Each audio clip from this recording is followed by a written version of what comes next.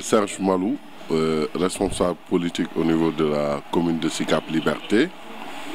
membre de la CCR, directeur du financement et du partenariat avec les organisations au ministère de l'Agriculture et de l'Équipement rural.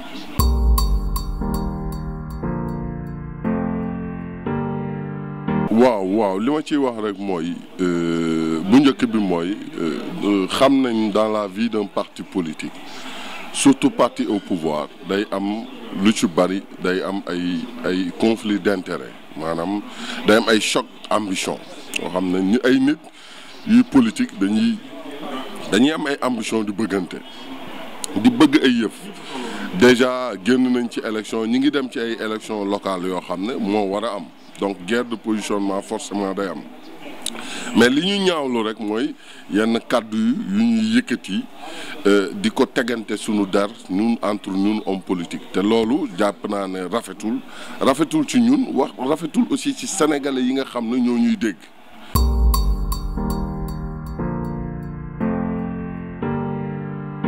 donc man li ma gis mooy président parti bi mooy son excellence le président Macky Sall moo war a jël aussi la plénitude de ses responsabilités parce que am na loo xam ne aussi mën nañ ko nangu ambition yi mën na am guerre de positionnement mën na am mais toujours dans la discipline mooy maanaam am na loo xam ne mënuñu ko nangul kenn donc am na yoo xam ne rafetul ba pare sénégalais yi dañuy déglu donc comme sénégalais yi dañuy déglu am na taxawaay boo xam ne aussi ñun homme politique dañ ko war a taxawee mooy ñu sàmm suñu kàddu xam ne aussi sénégalais yi bu baax lu ñu tax ñu teg ñu fi mooy pour liggéeyal leen donc kàddu yi nga xam ne Cissé Lo yëkkati na ko man dama koy ñaawlu ba pare di wax ne loolu warul nekk parce que waxante lu ñaaw non seulement yow nit ñi duñ la nawloo mais aussi duñu nawloo sax ki nga àndal donc nañu jàng ci président Macky Sall moom mi nga xam ne mooy président tey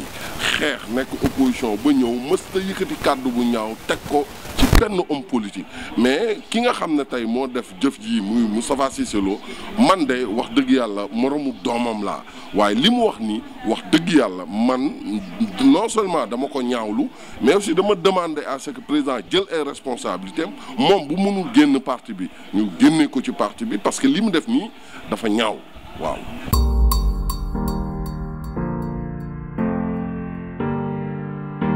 waaw mais xam nga loolu nit ñi buñ ko waxee ñiy jaxase rek ay am ñuy jaxase rek ñooy wax parce que tey y a beaucoup d'organisations paysannes moom maanaam ay bànqaas yoo xam ne ay kuréel yoo xam ne ñoom ñooy waxal béykat yi mais kuréel yooyu aussi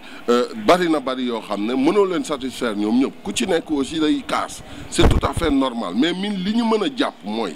campagne agricole initialement c'était une enveloppe de 40 milliards la woon mais ren président ak mbas bii ñëw président non dama ciy dolliwaat yeneen 20 milliards yi nga xam ne da koy teg ci 40 milliards muy 60 milliards yokku kii bi ni ñu koy waxee yokku subvention wu engrais bi subvention wu intrant yi dimbaliwaat béykat yi parce que loolu mooy plan de riposte bi en fait donc loolu kooku boo ko jaajëfalul je pense que kooku wala ko xalab ba pare jël ko aussi jël disposition yi au niveau de tout le territoire national pour béykat yi mën a teel a jot semence yeeg engrais tey nii may wax ak yow nii problème mu semence ne se pose pas à l'intérieur du pays ña ko war a jot nañ ko ñëpp képp ku ne nag dañu yëkkati xaalis di ko jox baykat yi à la place des intrants man de wax dëgg yàlla je fais partie des plénipotentiaires au niveau du ministère de l'agriculture de l'équipement rural maanaam bokk ñaa ci ñi nga xam ne kuréel bu ndaw yoo xam ne seen kàddu day compter biir ministère te wax dëgg yàlla loolu fekkewuma fañ koy waxee aussi fekkewuma fañ koy defee donc li ma fekkee mooy liste yu génn yoo xam ne war nañu mën a am engrais ñu jox leen ko ñu dem aussi def benn visite sur le terrain parce que nii may wax ak yow le ministre de l'agriculture l'équipement rural mi ngi booru Fouta Fouta pour distribuer ay matériel agricole pour xool aussi intrants yi fan la toll defoon nañ aussi beneen tournée sur la région de Saint-Louis pour xool aussi intrants yi fan la toll pour dire que bon nit ñi mënuñu kontaan nag à 100% parce que kuréel yi dañu bari te dafa am les enjeux dafa am enjeux yu bari am na ñoo xam ne seen i intérêt bu ñu gisul seen i intérêt rek dañuy daal di xëpp suuf ci lépp mais li ñu mën a jàpp man de ba gis ko parce que man loolu aussi du ma ko fekkee du ma fekkee fu ñuy jëlee xaalis di ko jox baykat yi à la place yi engrais ak yooyu ndax ëllëg laay séntu ëllëg laay sóor ndax ëllëg président dinañu laaj lan moo tax ñu def lii et puis ñi ko fekkee yëpp ils seront naturellement sanctionnés par le chef de l'État donc man aussi du ma doxee noonu te wax dëgg yàlla fekkeewuma loolu te loolu aussi buñ koy wax jàpp naa ne juumte la wala amul.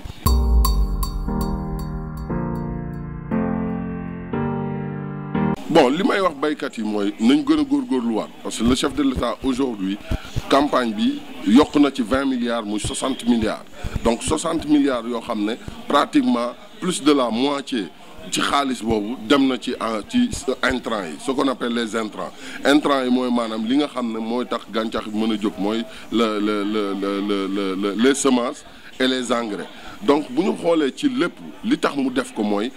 bëgg teg benn plan de résilience parce que mbas bi dafa ñëw waa OMS waa Banque mondiale waa FMI ñëpp annoncé une pénurie alimentaire qui se profile à l'horizon donc ñu ne chaque pays war na jël ay dispositions Sénégal nag loolu président jël 20 milliards teg ko jël machines yi même machines yi nga xam ne subventions yi da ko doon def ci subventions yi rek même subventions yi léegi dañ ko lever même les jeunes ils peuvent acquérir le matériel agricole gratuitement ça veut dire que y a des efforts qui sont en train d'être faits donc tey mënuñu wax lépp gongo mais wax dëgg yàlla nañu ci wàllu bay ba nga xam ne ci laa ne xel war naa mën a dayo ba pare beneen bi mooy ñu ngi am ay records et des contre-records dans le secteur chaque année records yi mi ngi jóg bu ñu xoolee la production du riz avant président di ñëw c'était une production de 286 000 tonnes de riz un an la def 2012 ba mu ñëwee da ko yóbbu 400 000 tonnes tey nii may wax ak yow la production de cette année est de 1,15 million tonnes ça veut dire que y a des efforts qui sont en train d'être faits donc lépp mënul doon gongo mais nañu xaarandiku et puis continuer liggéey.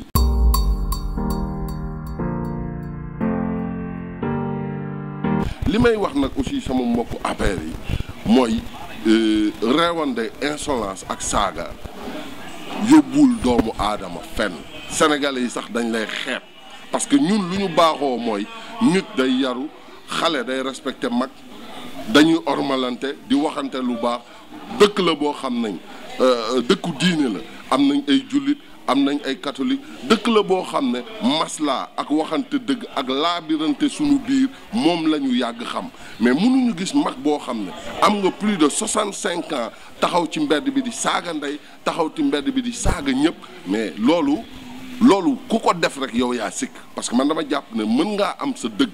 wax ko ni nga koy waxee te doo saaga donc ci parti politique yi aussi damay wax ndaw yi rek ndaw yu ñu doon et puis di ko lancer ak ndaw yëpp yaru lum ñu mayul ci politique wax dëgg yàlla dala koy yàqal mën nga wax li ngay wax sàkku nag xam-xam parce que xam-xam mooy politique parce que nit ki lay déglu da la war a nawloo ci xam-xam parce que bu la nawloowul ci xam-xam mais du la déglu parce que nit ñi nañu fàttali ki ne sénégalais yi ñoo ñu dénk lii nañ ko dénkoon parti socialiste nangu ko ci ñoom nañ lañ ko dénkeewaat Ablaye te waaye gàll dina ñëw bés pouvoir bi yàlla dana ko nanguwaat sunu loxo dénkaat ko ñeneen mais nay rafet parce que bu rafetul tey suba dina ñaaw suba di nga bëgg a génn ci réew mi ña nga doon saaga wala sénégalais yi nga dégg dañ lay xeeb donc lépp ay nettali lay doon comme ay nettali lay doon nañ sàmbaat suñu kàddu bu baax a baax a baax sàmbaat suñu kàddu bu baax a baax a baax sàmbaat suñu taxawaay bu baax a baax a baax xam ne ñun ñii